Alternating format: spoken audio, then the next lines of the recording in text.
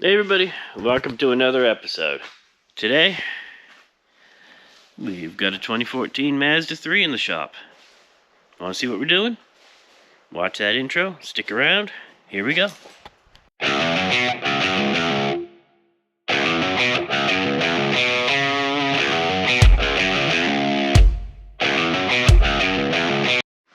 Alright, thanks for sticking around. As you can tell, it's a beautiful day out here today.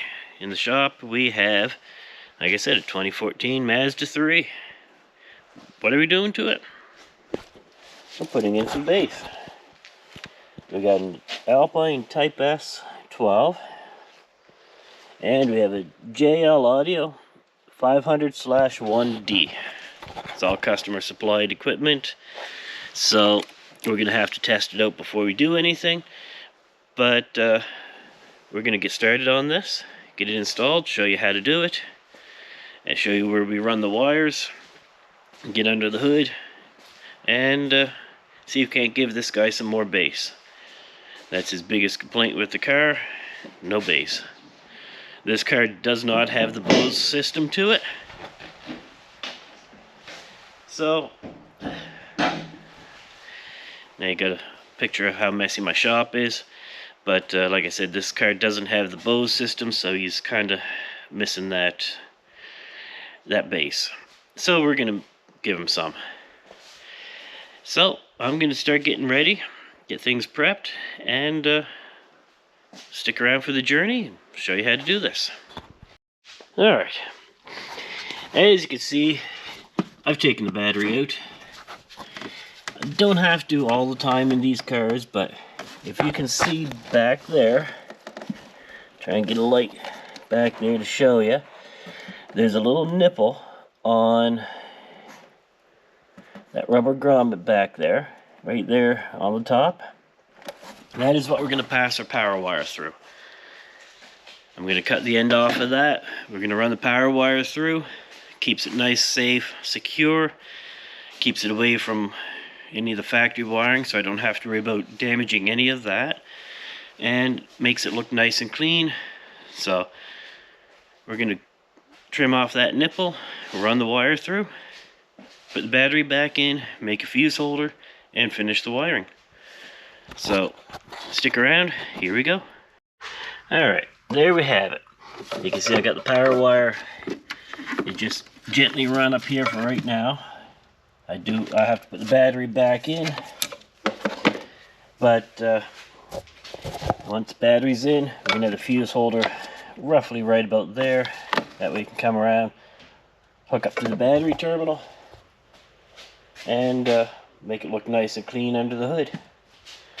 So I'm going to grab the battery, throw it back in there, and see if I can't make this look nicer. Alright, as you can see, we just finished up our fuse holder mount.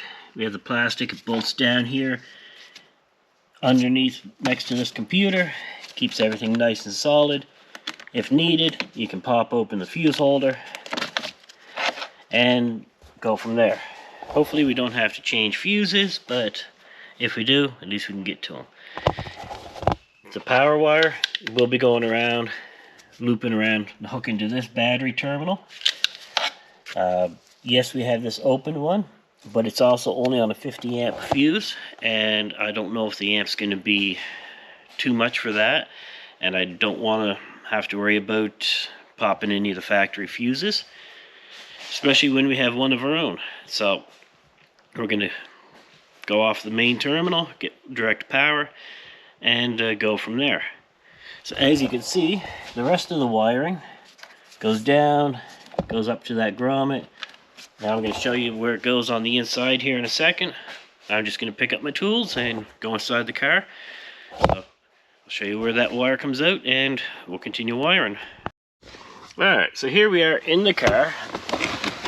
Try and get a video.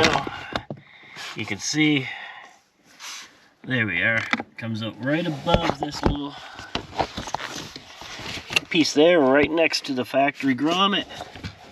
And then I'm going to run it down along here underneath the sill panels and go from there.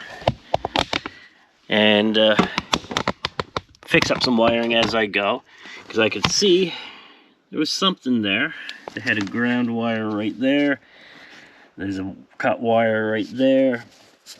I do know this car did have an interlock system, one of those blow and goes, and I'm not quite sure what everything is, but I know just having a cut wire like that on the end isn't a good way to leave things, so we'll clean that up as we go. In the meantime, I'm going to take some panels off and get ready to run the power wire.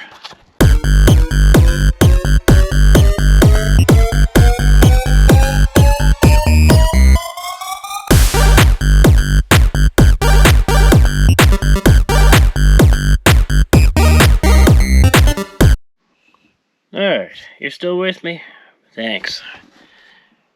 Don't forget to hit that subscribe button, but I got something real good to show you. You remember I was just showing you some wiring down here by the fuse box that I said I was going to have to clean up because this car did have an interlock system. Well, I took the tape off, and somebody's got to learn how to do some soldering. Don't know how well you're going to see it, but this wire here, that little dab of solder, let's just take that off. And there, one little dab of solder. That is how they made their connection. If you're doing interlocks and you're doing wiring like that and you can't solder, don't do it. That's a very small wire to solder, very easy, and the interlock system, if it malfunctions, it renders the car useless and leaves someone stranded, can't go to work because of the work that that person could potentially have done horribly wrong. So if you're going to do the interlocks or any audio electronic wiring in your car, at least make sure to do it right. And if you're going to solder, make sure it's soldered properly. So I'm going to go fix that up. I got the remote on wire here to run for this stereo. I'm going to get that done, get some wire run to the back of the car, and start getting ready to hook the amp up. Here we go. Alright, so we just finished running all the power wire. As you can see, we have it running right along the sill, zip tied in place, covered with some black split loom to make it look like the factory. In the back, same thing, running across here, runs right up to the factory harness, and comes out up there. I do have plans to try and mount the amp down here. It's just a small little thing. Should go right there quite easily. Make a little amp rack for it, and it should mount up there pretty good. So I'm going to put this car back together for the power wire, for the door sills, get ready to run the wiring for the line out converter, and go from there. So stick around, see what else I do. Alright, as you guys just saw, finished up the power wire. Now we're getting ready to run the wiring for the line out converter, because we're using the factory radio. First, you gotta take this trim off. So you gently pry it out. There's a ton of clips on it.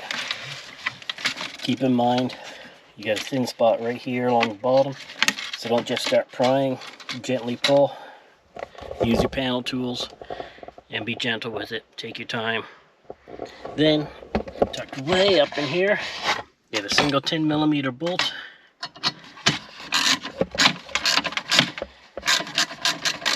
Once we take that out, and I go fishing for my socket, we can pull out the radio. I'll be right back. Yeah, got my socket back. Radio's out. So now, the wiring we need is back here. I'm going to go through that here in a second with you. Show you what wires we need for getting to the speakers. I'm going to use the fronts and get them hooked up and see if we can't get the sub sounding good. So stick around, I'll show you what wires we're about to use. Alright, so I got the wiring here going to our line-out converter, and it is going to this harness here.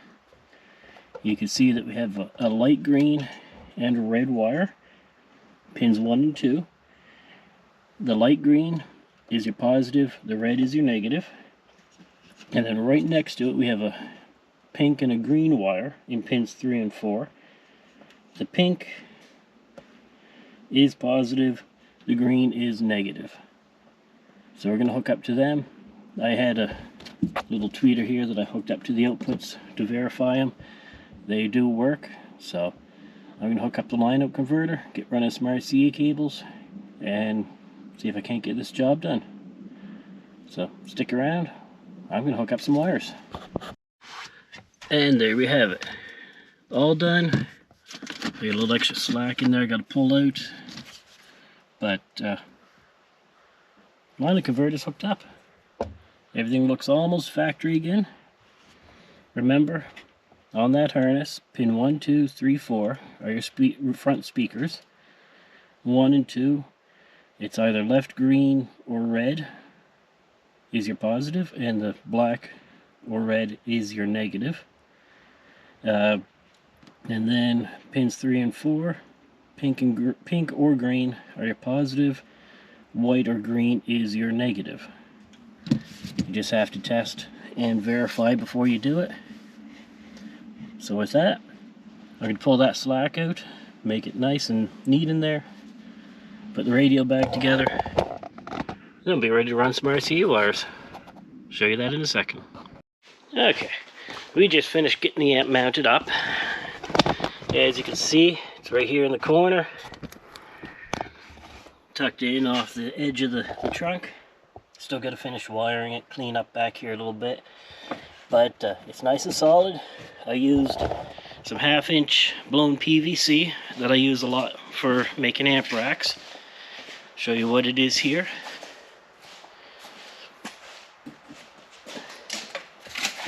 It's just 1/2-inch blown PVC.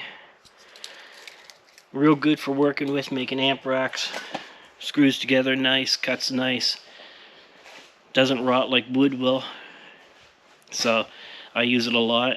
Same with just the plastic ABS that you saw me using earlier to make the fuse holder. Just the basic sheets of it. I usually keep them in stock pretty good. So now I'm going to throw some furls on those wires and see if I can't get this thing sounding good. Soon we'll be just making sure that sub is in there.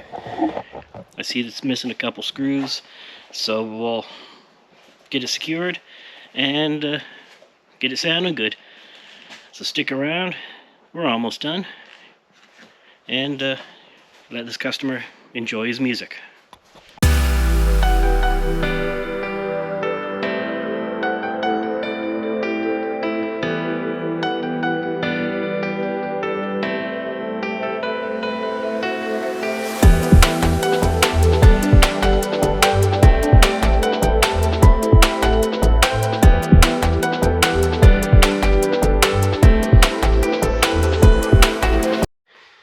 Alright, so you just saw the final install of that little stereo. As you saw, it was the Alpine Type S 12-inch sub, a little JLaudio 500/1 amp, and doesn't sound too bad for what it is. Customer had a nice little setup for it. I was able to use everything worked for it, so that was a great thing. He wasn't sure if the amp was going to work or not, but tested it, worked fine. So with that, hope you learned something. Hope you hit that subscribe button. Let me know what you think of the video. Let me know what you think of the install. If there's anything you'd like to see a little bit more of, a little less of, let me know. Drop a comment, drop a like, and in the meantime, I got some brake rotors to go throw on my RX-7. I'll get a video back up here shortly for that. showing the progress we've made on it, and hopefully be able to show you what it looks like on the front end here shortly. But until then, I'm gonna end this video here. So till next time, remember to hit that subscribe button. Remember to stay warm, keep it loud.